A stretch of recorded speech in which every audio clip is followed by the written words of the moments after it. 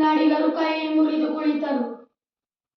ಯಾವ ನಗರವು ವಿಜಯ ವಿಖ್ಯಾತಿಗಳಿಂದ ಕೂಡಿ ನೆರೆಹೊರೆ ಶತ್ರುಗಳ ಆಗಮನಕ್ಕೆ ದುರ್ಗಮವೆನಿಸುತ್ತಿದ್ದಿತೋ, ಯಾವ ನಗರವು ಜಯವಧು ಕನ್ನಡದ ತೋಳ್ಬಲುಮೆಗೆ ಬಲಿತು ಜಯಮಾಲೆಯನ್ನಾಗಿ ರಾರಾಜಿಸುತ್ತಿದ್ದಳೋ, ಯಾವ ನಗರವು ಗುರುಶಕ್ತಿ ಪ್ರಭಾವದಿಂದ ಮೂರು ಮುಕ್ಕಾಲುಗಳಿಗೆ ಬಂಗಾರದ ಮಳೆಗರಿಯಲ್ಪಟ್ಟು ಕುಬೇರನ ಅಲಗಾವತಿಯನ್ನೇ ನಾಚಿಸುವಂತಹ ಸಂಪತ್ ಸೌಭಾಗ್ಯದಿಂದ ಮೆರೆಯುತ್ತಿದ್ದಿತೋ, ಪ್ರತ್ಯಕ್ಷ ಸ್ವರ್ಗವಾಸವು ಎಂಬಂತೆ ಸಾರ್ವಭೌಮ ರಾಜರುಗಳಿಂದ ಸಂಸ್ಥಾಪಿಸಲ್ಪಟ್ಟ ಉಗ್ರ ನರಸಿಂಹ, ಸಾಸಿವೆ ಗಣಪತಿ, ಕಡಲೆ ಗಣಪತಿ, ವಿರೂಪಾಕ್ಷಾದಿ ಪುಣ್ಯಮಯ ದೇವಾಲಯಗಳು ಯಾತ್ರಿಕರ ಹೃದಯದ ನಿತ್ಯ ಜಪವೆನಿಸುತ್ತಿದ್ದಿತೋ, ಯಾವ ನಗರವು ಶ್ರೀ ಸೀತಾರಾಮಚಂದ್ರರ ಪಾದಧೂಳಿನಿಂದ ಪವಿತ್ರತಮವೆನಿಸುತ್ತಿದ್ದಿತೋ, ಯಾವ ನಗರವು ನಂದನವನ್ನೇ ನಾಚಿಸುವಂತಹ ಸುಂದರ ಉದ್ಯಾನವನಗಳಿಂದ ಕೂಡಿ ಮನೋಹರ ಪಂಪಾದಿ ಸರೋವರಗಳಿಂದ ಕಂಗೊಳಿಸುತ್ತಿದ್ದಿತೋ,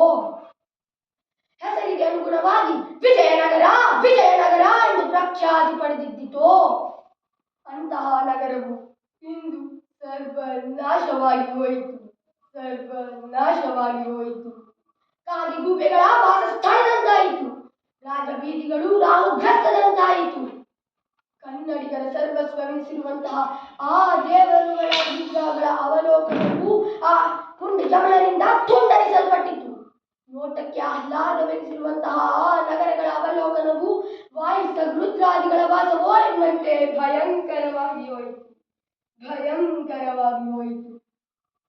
ಅಗೋ ಅಗೋ ಆ ರಣರಂಗದಲ್ಲಿ ಕನ್ನಡಿಗರ ಹಾಹಾಕಾರ, ರಂಡ ಮುಂಡಗಳ ಚಂಡಾಟ, ಜೈ ಜೈ ಎಂದು ಎಲ್ಲೆಲ್ಲೂ ಹರಿಯುತ್ತಿರುವ ಕನ್ನಡಿಗರ ರಕ್ತ, ಆ ರಕ್ತ ಪ್ರವಾಹದಲ್ಲಿ ಉರುಳಾಗುತ್ತಾ ತೇಲಾಡುತ್ತಿರುವ ಕನ್ನಡಿಗರ ತಲೆಗಳು.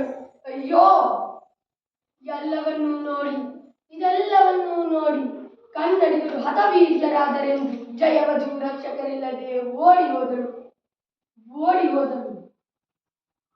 ಕನ್ನಾಲೆಗಳು ತಿರುಗುತ್ತಿವೆ, ರಕ್ತ ಕುದಿಯುತ್ತಿವೆ, ಕಾಲುಗಳು ಕಂಪಿಸುತ್ತಿವೆ. ಹೆತ್ತ ತಾಯಿಯನ್ನು ಮೃತ್ಯುವಿಗೆ ತುತ್ತಾಗಿಸಿದ ಹೇಳಿ ಇಂದು ತಾಯಿ ಭುವನೇಶ್ವರಿ ನನ್ನನ್ನು ನೋಡಿ ನಗುತ್ತಿರುವಳು.